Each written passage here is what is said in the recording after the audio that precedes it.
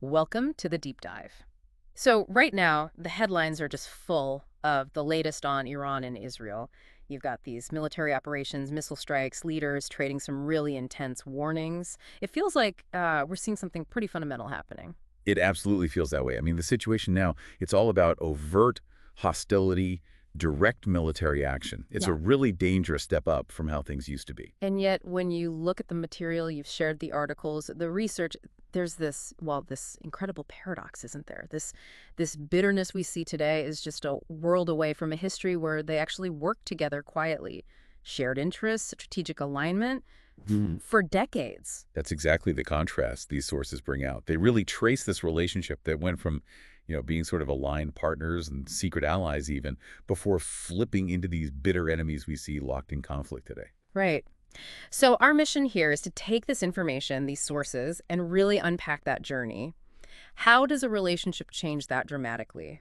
From quiet cooperation to open warfare, what were the key moments, the hidden interests, the shifting threats that drove all that? And importantly, what does understanding that, that complex history tell us about the really dangerous situation right now, including these very latest events? We're going to guide you through the main twists and turns, pull out some genuinely surprising facts, and sort of connect the dots so you get the full picture of how we ended up here. It's quite a story. It really is. Okay, let's unpack this. So, before the missiles and drones, we need to rewind way back.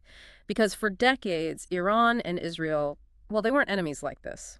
The sources talk about significant covert cooperation, shared interests. What did that actually look like on the ground? Well, it's basically a strategic relationship born out of how the region looked before 1979. You had the Shah's Iran, you had Israel, and they both saw common concerns. Like, what sort of concerns? Things like Nasserism, that Oh. pan-Arab nationalist movement from Egypt. Both saw that as a potential threat to their own standing.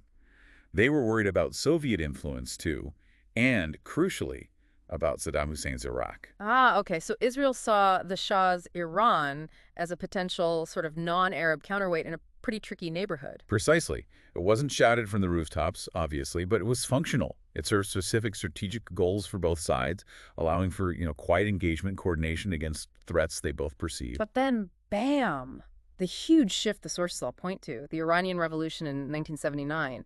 How did that just fundamentally rewrite the entire script? Yeah, rewrite the script is a good way to put it.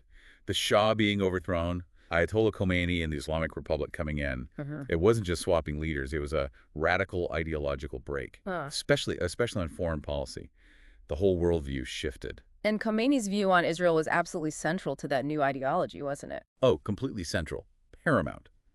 The Islamic Republic didn't just see Israel as, another country they disagreed with. No, they viewed it, and the sources use these terms, as an illegitimate state, Yeah. a Zionist regime, basically a tool of Western imperialism. And Wow. supporting oppressed Muslims, especially the Palestinians, that became like a core mission for the revolution. So anti-Israel feeling wasn't just talk, it was baked into the new regime's identity, its policy, everything. And the actions they took were immediate, very symbolic. Absolutely. Designed to send a message. Iran cut all diplomatic ties with Israel, kicked out Israeli personnel. And then that really famous moment, handing the keys to the Israeli embassy in Tehran over to the PLO, the Palestine Liberation Organization. Yeah, I remember seeing footage of that. It wasn't just breaking ties, it was a declaration, Mhm. an unwavering opposition to Israel's right to exist, basically. Okay, now here's where, like you said, it gets really complex. Because despite this incredibly public, incredibly hostile split after 79, the sources show something surprising. Those secret bilateral ties. They didn't just evaporate, they actually kept going through the 80s, even into the 90s. It sounds almost unbelievable, doesn't it? You've got Iran publicly calling Israel its biggest enemy, actively funding and training groups like Hezbollah in Lebanon, Hamas, Palestinian Islamic Jihad, giving them weapons. All aimed at Israel. Exactly. Yeah. And yet somehow, behind the curtain, there was still a channel, still some level of contact. And the crucial backdrop for this secret ongoing connection was the Iran-Iraq War, which kicked off in 1980. Right. That massive, brutal war really shifted the strategic landscape. For Israel, at that specific moment, Saddam Hussein's Iraq, with its big army, its chemical weapons program that looked like the more immediate, the more serious threat, compared to Khomeini's new, but still consolidating Islamic Republic. The enemy of my enemy is my friend, or at least someone I can secretly deal with. Kind of, yeah. Which leads to that really startling detail in the sources. Israel was involved in covertly sending arms to Iran during the war with Iraq. This even gets tangled up with the whole Iran-Contra affair mess. Arms for hostages, funding Nicaraguan rebels. Right, that whole complex story. Absolutely. And we see actual evidence like a CIA document dated October 7, 1985. The title is literally Israel and Iran, the ties that bind. It states clearly, we believe Israeli arms sales to Iran, which began in the late 1950s, are continuing. So years after the revolution, weapons were still flowing, quietly. And this CIA doc explains Israel's thinking. Yes, it gives us a window into their strategic calculation. The hope was, by giving Iran some aid, they could help keep the Iran-Iraq war going longer, keep Saddam Hussein's military bogged down, tied up. Keep Iraq contained. Exactly. Yeah. And there was even this maybe slightly optimistic calculation that keeping ties open might somehow eventually help the U.S. and Iran get back on better terms. Maybe even let Israel buy Iranian oil again someday if things thawed. It shows this very long game, very pragmatic thinking bubbling under the surface ideology. It really does show how messy international relations can be. Public enemies, but hidden shared interests driving secret actions. The sources also mentioned Israel was careful, right? They didn't want to upset the U.S., which was trying to isolate Khomeini. Right, they had to tread carefully. They weren't selling, fighter jets or tanks. Yeah. But enough stuff, spare parts, ammunition, maybe to keep that strategic lifeline going against Iraq and maybe keep a door cracked open. So the secret phase is just fascinating, but obviously it couldn't go on forever. When did those hidden ties finally unravel and the relationship fully turn into the open hostility and, well, the rivalry we see now? The sources generally point to the 1990s. That's when this secret track seems to have finally dissolved. Yeah. And the main reason, Iran's nuclear program really starting to emerge. Ah, okay. So the nuclear issue became the new dominant threat perception for Israel. It shifted their whole strategic focus again. Precisely. As Iran pushed forward with its nuclear capabilities, the worry in Israel just grew and grew. It started being framed as an existential threat. That perception really overshadowed the earlier focus on conventional threats like Iraq's army. This became the challenge. And from that point, the rivalry morphed into what the material often calls a shadow war, especially by the 2010s and 2020s. So not necessarily big armies clashing directly, but this conflict fought through proxies, through covert operations all across the region. Exactly right. Iran seriously ramped up its support for anti-Israel groups. And this wasn't just, symbolic gestures. We're talking serious training, lots of funding, sophisticated weapons going to Hezbollah in Lebanon, Hamas and PIJ in Gaza, the Houthis down in Yemen. Building up that axis. Yeah, and Iran also expanded its own influence, its own footprint in places like Iraq, Lebanon, Syria, Yemen, essentially building this arc of influence aimed at surrounding and pressuring Israel. And Israel didn't just sit back. They countered this with their own shadow war tactics. Israel's response, as the sources detail, involved things like targeted airstrikes against Iranian proxies and assets, especially hitting hard in Syria, where Iran was trying to set up bases and move weapons. The war between the wars, they sometimes call it. Right. Plus, more covert stuff. Assassinations, allegedly, of key Iranian nuclear scientists. Sophisticated cyber warfare hitting critical infrastructure. Sabotaging Iranian ships at sea, intercepting missile shipments, sometimes even inside places like Iraq. And importantly, we saw Israel building closer, more open ties with Gulf Arab states who also worry about Iran, creating a sort of counter-alliance. And the sources give specific examples, right? Little snapshots of this shadow war in action over the last few years. Yeah, you see reports mentioning Iranian cyber attacks on Israeli websites, then alleged Israeli cyber attacks hitting back at, say, an Iranian steel plant. You had those high-profile assassinations of Iranian military figures and scientists, and the tit-for-tat attacks on shipping. Remember, the Israeli-owned ship hit off Oman, and an Iranian cargo ship targeted somewhere else. Yeah. It was this constant simmering conflict, often deadly, but usually staying just below the level of all-out war. Okay, so that simmering pot seems to have finally boiled over very recently.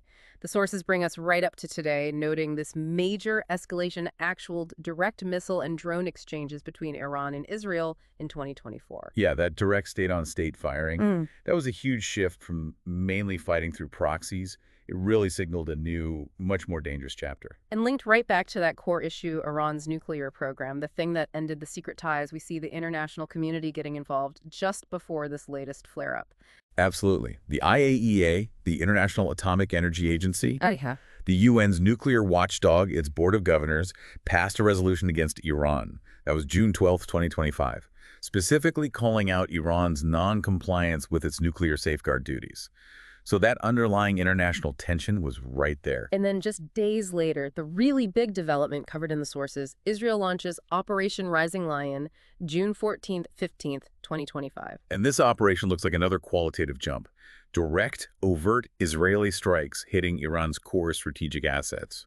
We're talking nuclear facilities. Natanz is mentioned specifically, but also ballistic missile factories, military command centers. And we have that quote from Israeli PM Netanyahu calling it a decisive moment, saying the operation would go on for as many days as it takes. Sounds like a sustained campaign. It certainly signals that intent and Iran's reaction. Well, the sources say Supreme Leader Khamenei warned of severe punishment, and Iranian state media, IRNA, confirmed that top military people and scientists were killed in those strikes, which fits with Israel saying they were targeting commanders and nuclear sites.